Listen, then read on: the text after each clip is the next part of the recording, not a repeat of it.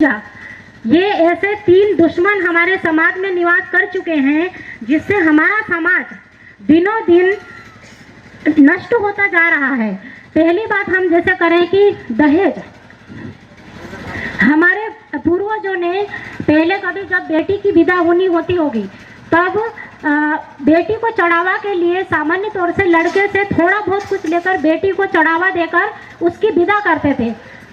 इस चलन को, इस रीति रिवाज को आज हमारे समाज ने एक कुरीति के रूप में अपनाया है और एक बेटी का सौदा जैसे भेड़ बकरियों की तरह कर रहा है। आदमी पंच में आदमी अपनी बेटी का सौदा ऐसे कर रहा है मानो एक बकरी को बेच रहा है।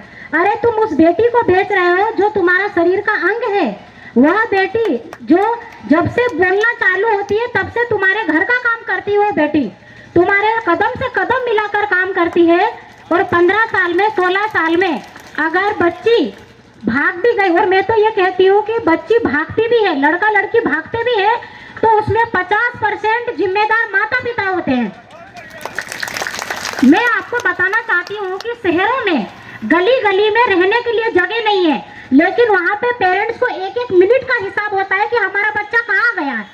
हमारे समाज में बेटियां शादी ब्याह में 2-2 दिन तक रात को नाचती घूमती है। अपनी जो बेटी है वो बेटी की इज्जत नहीं है, एक माँ बाप की इज्जत है। तो आपको इतना ध्यान होना चाहिए कि हमारी बेटी किसके साथ गई है, कहाँ गई है। ऐसे ही लड़कों का हो रहा है, लड़का किसके साथ घूम रहा है, क्या कर रहा है, इस चीज को कोई ध्यान नहीं देता। वो जैसे ही बेटी पराए घर चली गई तो अपना सीना तान के पंच में बैठ जाते हो आप लोग कि हमें दहेज चाहिए, हमें दहेज चाहिए। अरे अगर बेटी गई है तो वो तुम्हारी भी इज्जत है। और मैं ये कह रही हूँ बस 2 दिन में दहेज लेके फिर नानी नानी करके घर में घुसने रखते हो तुम लोग। मैं तो अगर ये चाहती हूँ कि अगर आप सीना तान के उस बच्ची को बेचते हो तो उससे जन्मों जन्म का रिश्ता नाता खत्म करो, तो बच्चियां 1 साल के अंदर भगना बंद कर देंगी। अपने समाज में यही कमी है सर। अपने में क्या है, ले लिया कर लिया और 2 दिन बाद बेटी के घर में घुसने लग गए ये लोग।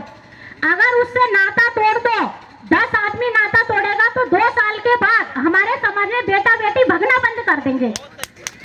हमने देखा ना कि अदर कास्ट में बेटी जाती है, हमने उसका झगड़ा नहीं तोड़ा, हमने उसका नाता नहीं रखा, तो ऑटोमेटिक कोई नहीं भगता है। तो ये तो हुआ बेजा की बात। दूसरा है दारू।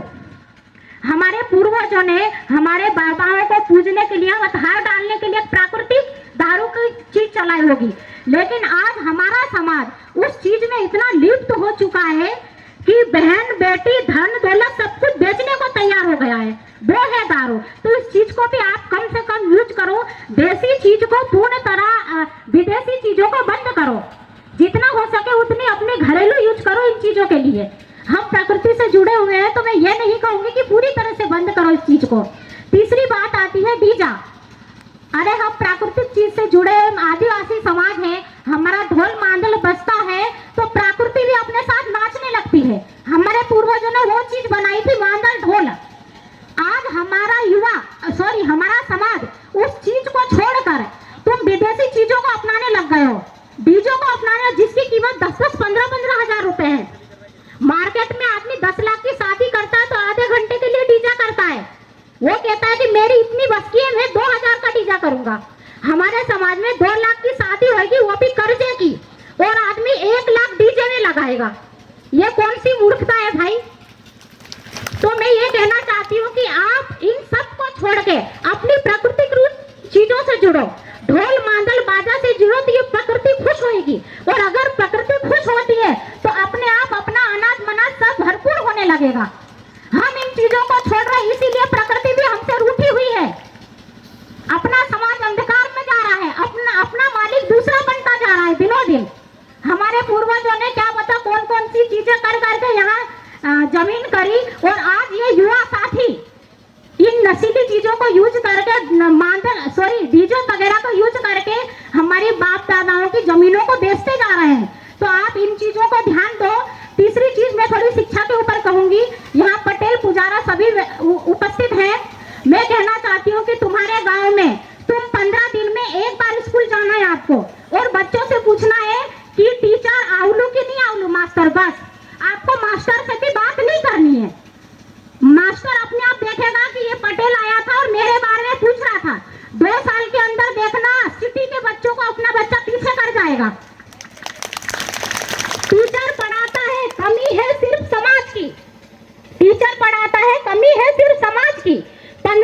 मास्टर आ रहा हो, झुक के नमस्कार करते हो। तो आप 15-15 दिन में स्कूल का दौरा करोगे तो बिल्कुल टीचर लगातार आएगा और अपना बच्चा पढ़ेगा। ठीक है, बस मैं यही अपनी बात को समाप्ति देती हूँ। जय जोहर। बहुत बहुत धन्यवाद दीदी। आ जाओ भाई।